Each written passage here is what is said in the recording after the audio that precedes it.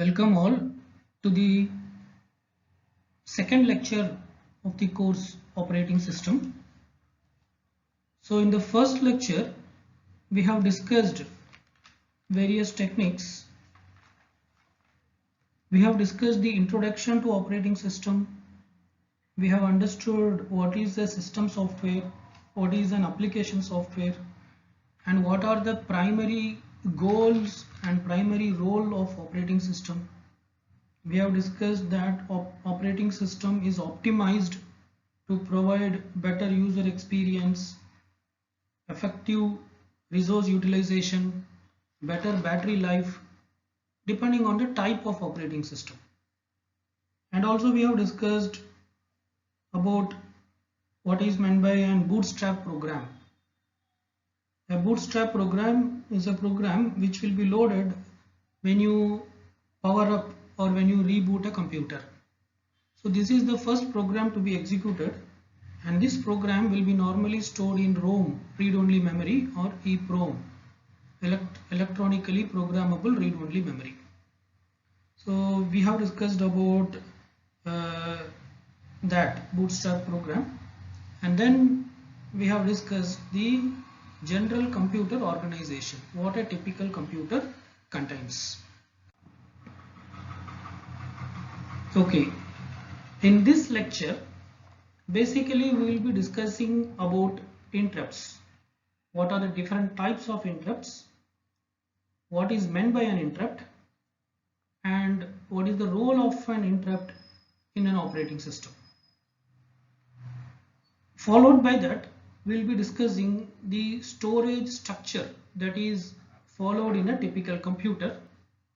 What are the various storage devices that are normally used in a computer?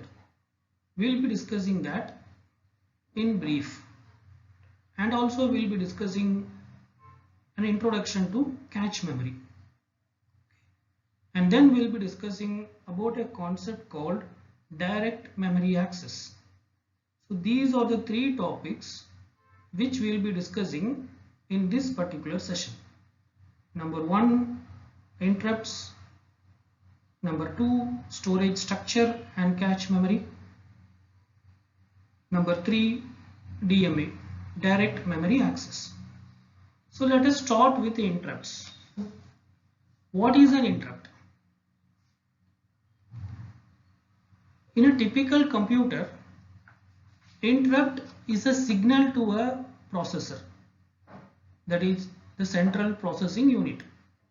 Interrupt is a signal to the CPU or the central processing unit that somebody else needs your attention. Who is that somebody? That someone may be a hardware device, probably a hardware device, or some other program. Okay, so it is something like this. Say, let us say that you have the CPU here. This is the CPU. Okay, and CPU is currently executing some program. So it is executing some program. Say, let us assume that it is executing a program called P1. Okay, it is executing a program called P1. That is, CPU is assigned to this particular program. Okay, but let us say that there is another hardware device here. You can assume that it is a hard disk. Let us assume this is a hard disk.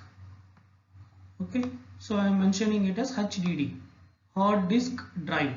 Hard disk drive. Say this hard disk is this. In the last class we have discussed that every device will have its own processor, and those processors are called as controller. For the entire computer we have a processor which is called a CPU, central processing unit. In addition to that, every device has its own controller. So hard disk drive will also have its own controller, and this controller is called as hard disk controller, or just it is called as disk controller. In short, let us call it as DC, disk controller. So let us assume that the CPU processor is executing the program P1 and the disk controller is processing something in the hard disk parallelly. But while processing at one point it needs the support of the CPU, central processing unit, to proceed further. Without that, whatever the disk controller is doing, that operation will not get complete. In that case, what happens in the sense, the disk controller will generate an interrupt to the CPU. It will send a signal to a CPU, central processing unit. This signal is called as interrupt. What this signal says? This signal says that this signal, it is an intimation to the CPU that I need your time for doing some task. So this will send a signal. Disk controller will send a signal to the processor, CPU. Okay. So this signal is nothing but it's called as the interrupt. So this signal is called as an interrupt. Okay. So this is the basic understanding of an interrupt is. Okay. So basically it is a disturbance to the processor. Okay. So because CPU is doing some other task. So meanwhile this controller is sending a signal to the CPU and saying that I need your time. So this signal we call it as interrupt. Now what the processor will do, in the sense, processor will temporarily, that is CPU, will temporarily halt this particular program. P1, it will halt temporarily. For the time being it will halt, and it will shift its attention to disk controller, and whatever the task it is required to do, that it will do, and it will help the disk controller to complete its task. Okay. Once this is done, once again the processor will shift the control back to the process P1. Okay. So this is the overall understanding of an interrupt. So I guess you would have understood, you would have got some idea about what is an interrupt. So interrupt is nothing but a signal which is given to a processor by any peripheral devices, any IO device. It may be a hard disk, it may be a printer, it may be memory, it may be a display adapter. If any of the hardware devices, they send a signal to the processor stating that I need your time and you have to help me for performing some task, then this signal we call it as interrupts. Okay. So this is the introduction to interrupt. So generally, so whenever an interrupt occurs, the processor will stop the current process and it will shift the control to somewhere else. After shifting the control, what it will do in the sense, to help, see in this case the disk controller is requesting some help from the processor. So how it helps? To help the disk controller, the processor will execute, or it will perform some, it will execute a particular job or a process, and this process is called as ISP, interrupt service routine. This process is called as ISP. For different interrupts there are different ISPs available. Okay, for different interrupts there are different ISPs available. So every interrupt is categorized. Say for example, this disk controller, in this case it has created an interrupt. So let us call this as interrupt number 2. Okay, so this ISP will be used if it is interrupt 1. We may have, so I will put here at the subscript 1. Okay, we may have some other ISP, and this ISP stands for interrupt service routine, and this ISP will be used if it is interrupt 2. Okay, so in this case what happens in the sense, so this is interrupt 2. So So this is for interrupt 2. Okay. So here the interrupt generated is interrupt 2. So the processor will execute this particular interrupt service routine. Okay. So these are the steps that happens whenever an interrupt occurs. So when an interrupt occurs, what happens in the sense, the first thing is a signal will be sent to the CPU stating that I need your attention. Okay. Then the processor will check what type of interrupt it is. According to the, so the second step is processor will halt the current execution. This is the second step. Processor will halt the whatever the job it is doing currently, that will be halted. And the third step is processor will identify what type of interrupt it is, and according to that it will execute the right interrupt service routine. So the step 3 is to execute the interrupt service routine. So identify the correct interrupt service routine and execute that. So that will be done by the processor.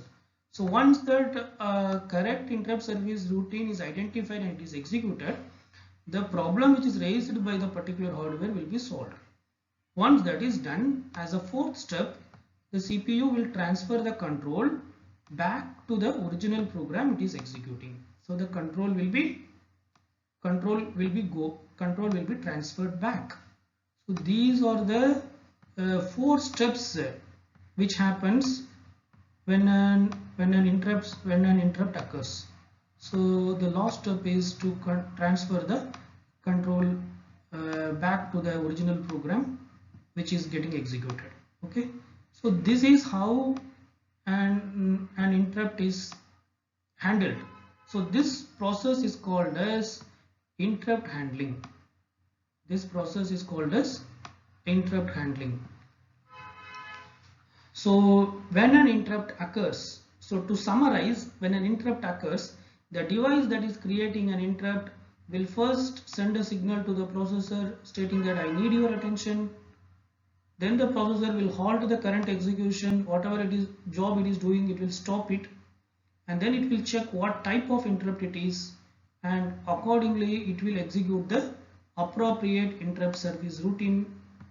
Once that interrupt service routine is executed, the problem which is created by the problem which is faced by the particular hardware device will be solved, and once again the control of the processor will be transferred back to the program which it is executing previously. Okay, so this is how an interrupt works. Okay, fine. So there are 2 types of interrupts. Broadly, interrupts can be classified into 2 types. So one is called as software interrupt and the other one is called as hardware interrupts. So what is a software interrupt? If an interrupt is generated by any program, if it is not generated by a hardware device. So here we discussed an example where a hardware device is generating an interrupt, but sometimes some program may also generate an interrupt. So 2 programs were executing, P1 and P2, and currently the processor is on P1, but suddenly P2 gives sends a signal to the processor and says that I need your attention, I need your service. Then that is also an interrupt, because currently processor is executing P1, but suddenly P2 pops up and it says that I need your support or help to complete a particular task. Then again the processor will stop executing P1 and it will go back to P2 and it will service whatever the request it is asking by executing the appropriate interrupt service routine, and then it will come back to P1. Okay, so this is also, so this type of interrupts are called as software interrupts. Okay. Again, in software interrupts we have 2 types. We have 2 types of software interrupts. One is called as trap, the other one is called as exception. Okay, so interrupts can be classified into 2 categories. The first category is a software generated interrupt and the second category is a hardware generated interrupt. Again, the software generated interrupt can be of two types. The first type is called as trap and the second type is called as exception. So what is a trap? Trap or interrupts which are generated by a user program by using some instruction. So it means that the user is the programmer is purposefully generating an interrupt. So it is a planned interrupt. It is not something which happens accidentally. Say I am writing a program. So here I am deciding that in the 10th line of my program I should create an interrupt. Then what type of then I will use a particular instruction to create a interrupt. This type of creating interrupts.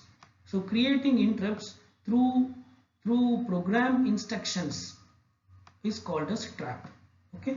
So if an interrupt is created by a programmer by using some instructions, then these interrupts are called as trap. Okay. So typically, so normally microprocessor programming, that is assembly level programming, supports this type of instructions.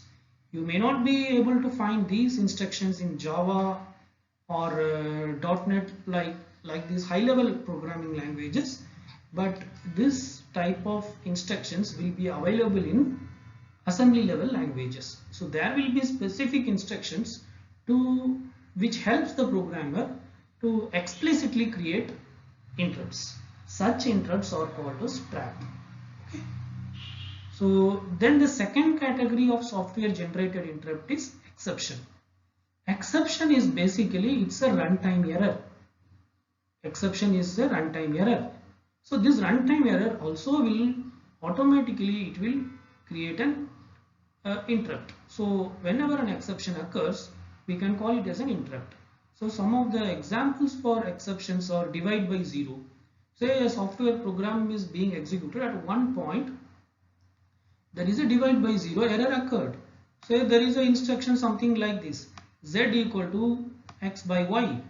But if y is 0, then this instruction, what it will happen? It will create an exception. So this exception is nothing but this type. So it will create an exception. So this is also an example of an interrupt. Because what happens now? Divide by 0 exception occurs. So this divide by 0, somewhere divide by 0 happens like that, and signal will be given to the CPU. Okay. So whatever CPU is doing, it will stop that activity. Currently whatever it is doing, it will stop. It may be doing some task, it will stop that, and whenever a divide by 0 exception occurs, there will be some ISP. ISP is nothing but interrupt service routine, which corresponds to that particular interrupt. So here the interrupt is divide by 0. So it will execute that particular interrupt service routine, and it will ensure that the problem is resolved, or it is temporarily withheld, whatever it may be. Okay. So exceptions are basically runtime errors which are created in the program. So one of the example is divide by 0. The other examples are file not found. So your program is trying to access a file, but that file is not available. Okay.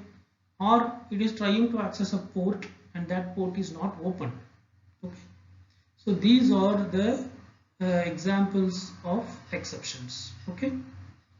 So what we discussed in the sense, there are two types of interrupts. The interrupts can be either software generated or it may be hardware generated. So first we are discussing about software generated interrupt. Again, if you see the software generated interrupts, in software generated interrupts we have two types. One is a trap, the other one is an exception. What is a trap?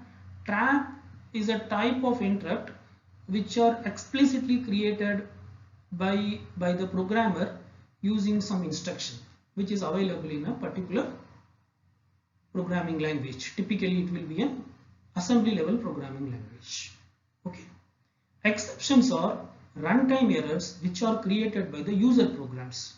You are executing a user program and that program creates a runtime exception like divide by 0 or file not found or port not found. So such errors are exceptions, because when such unavoidable situation or unexpected situation occurs, a signal will be given to the CPU, the central processing unit, and this signal is nothing but an interrupt. So then the processor, whatever the activity it is doing, it will stop and then it will process the interrupt, and then once again the control will come back to the working program. Okay, fine. And an operating system is basically interrupt driven. What is meant by interrupt driven? So interrupt driven in the sense, it is not that operating system executes tasks sequentially. It executes, it takes one particular task and it starts processing. The operating system starts processing with the help of processor. But suddenly some interrupt may come. Then what will happen? The operating system will halt the current job.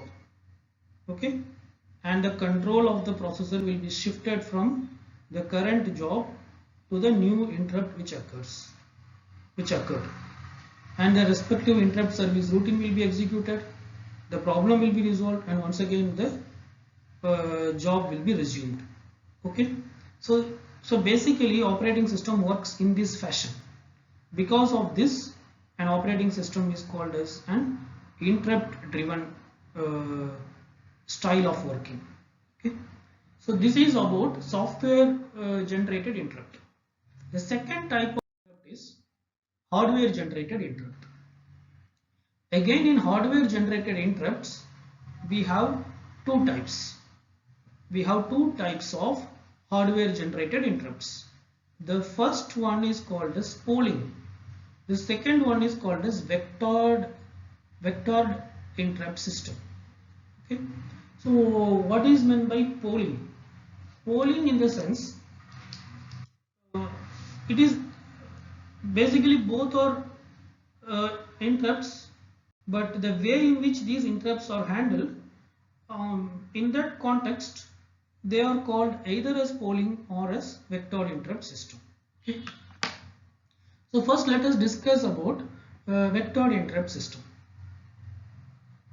So in case of vector interrupt system, what happens in the sense, here we have the processor.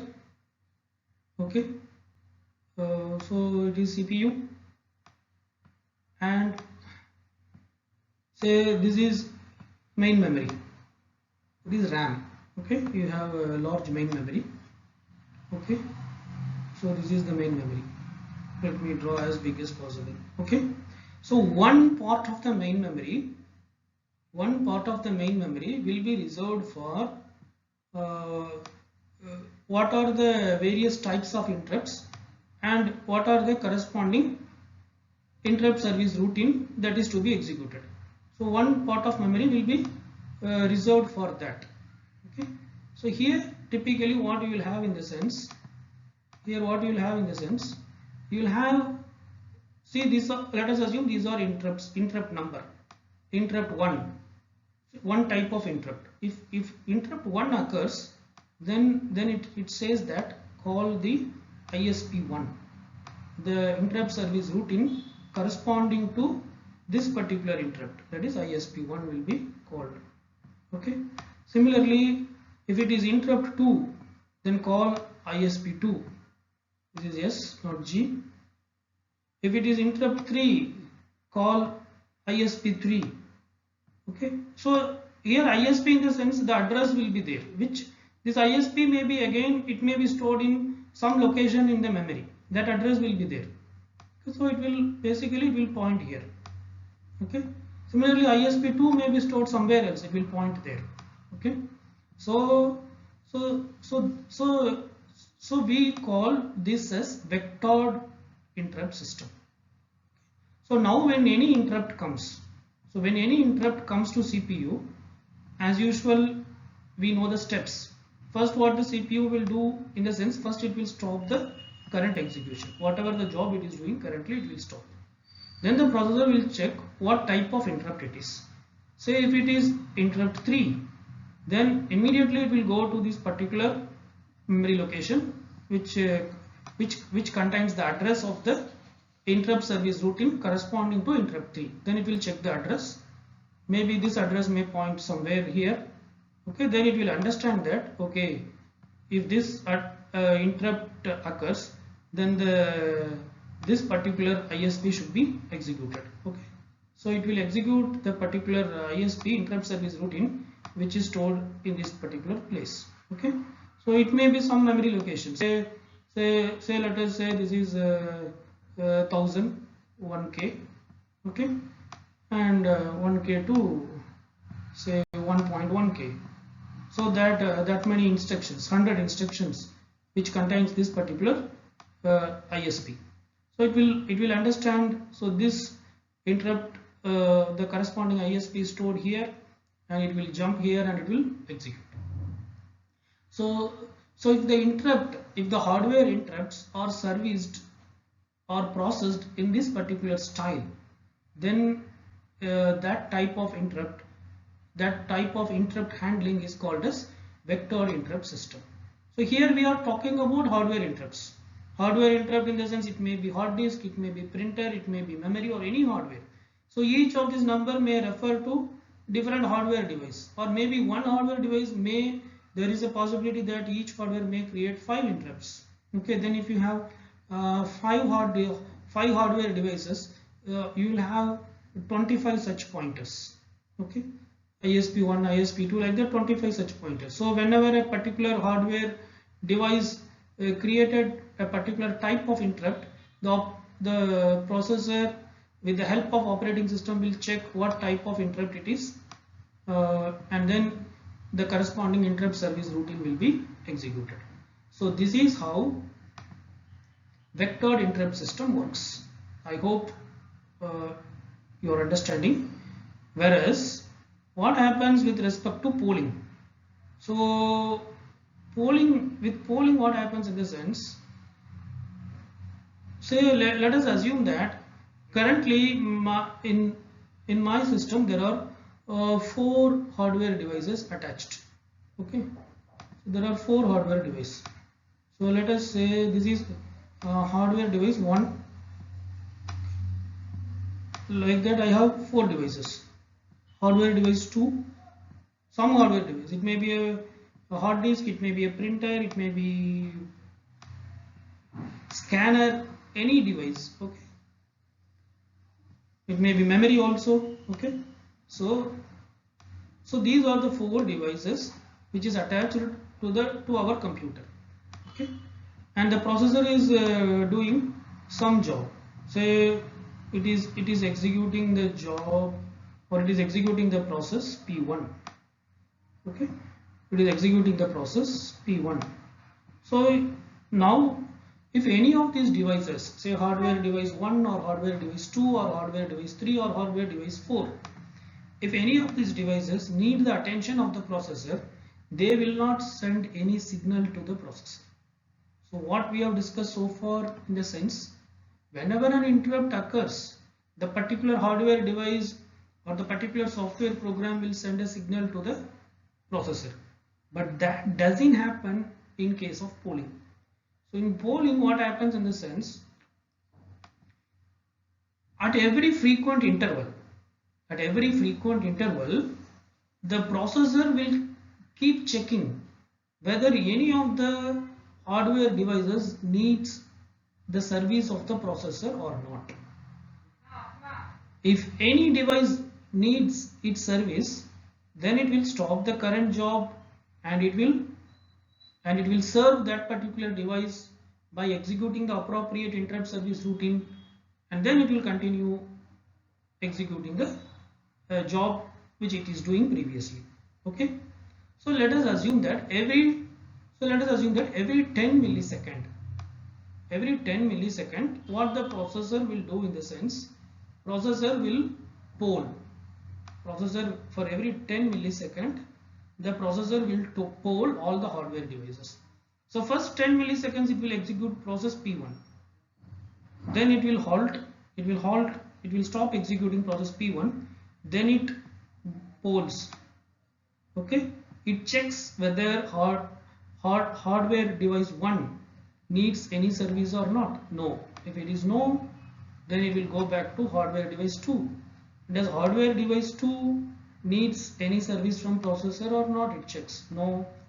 Then it goes to hardware device 3. Does hardware device 3 needs any service from processor or not? No. Then it checks for hardware device 4. Does hardware device 4 needs any service or not?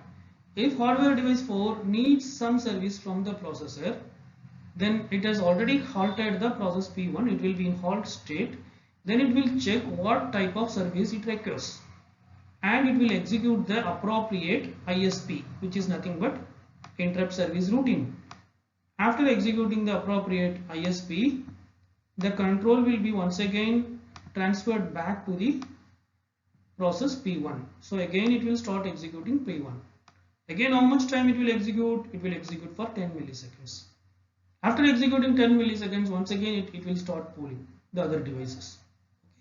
So this type of interrupt handling mechanism is called as polling. Okay. So to summarize, what is an interrupt? So basically, interrupt is a signal which is given to the processor, that is central processing unit, by a hardware device or by a software for requesting its service. If the interrupt is generated by a software, then that is called as software driven interrupt, and or software generated interrupt. If the interrupt is created by a hardware device, then that is called as hardware generated interrupt. Software generated interrupt is of two types. So the first type is software generated interrupts is of two types. One is trap, the other one is exception. So traps are interrupts which are explicitly generated by programmer by using some instructions which are available in some of the assembly level languages. Whereas exceptions are runtime errors which are created by the user programs. This includes divide by zero exception, file not found exceptions, such things. Okay, and hardware generated interrupts again is of two types, polling and vectored interrupt system. In a vectored interrupt system, if you have some set of hardware device, and if each of these hardware device can create some set of interrupts, then for all these interrupts there will be a number, and also there will be an interrupt service routine which will be stored in some part of the memory, and also it will maintain a table. The table contains interrupt number and the address of the respective interrupt service routine.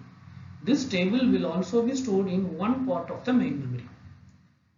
So when any hardware device needs the service of the processor or the central processing unit, that particular device will send a signal to the CPU, central processing unit, and the CPU will stop its current job and it will check what interrupt it is. After identifying the interrupt, it will refer the vectored interrupt table. It will refer that particular table, and by referring the table and by knowing the type of the interrupt, it will execute the appropriate interrupt service routine. Once the interrupt service routine is executed, the problem will be resolved and the processor will once again shift back to the previous job or process which it is executing. It will continue that. Coming to polling, in polling, the device will not send any signal to the processor or the central processing unit requesting for service, for any service. Rather, at every frequent intervals, say at every 10 milliseconds or 20 milliseconds or 50 milliseconds, it depends. At every frequent interval, the processor or the central processing unit will check is any of the hardware device needs my service or not. If any device needs the service of the processor, then the processor will halt the current job whatever it is attending, and it will serve the particular hardware device by executing the appropriate interrupt service routine, and it will ensure that that particular job is completed. Once that is done, the control will be shifted back to the particular the previous program or process which is being executed, and it will resume from there. Okay. So I think we will stop here. We thought of covering 3 topics: interrupts, storage structure, and DMA, but it is getting time. So I will stop here. I request all the students to go through this video and understand, and if you have any doubts, to get back to me through mail or through any other communication platform. Thank you.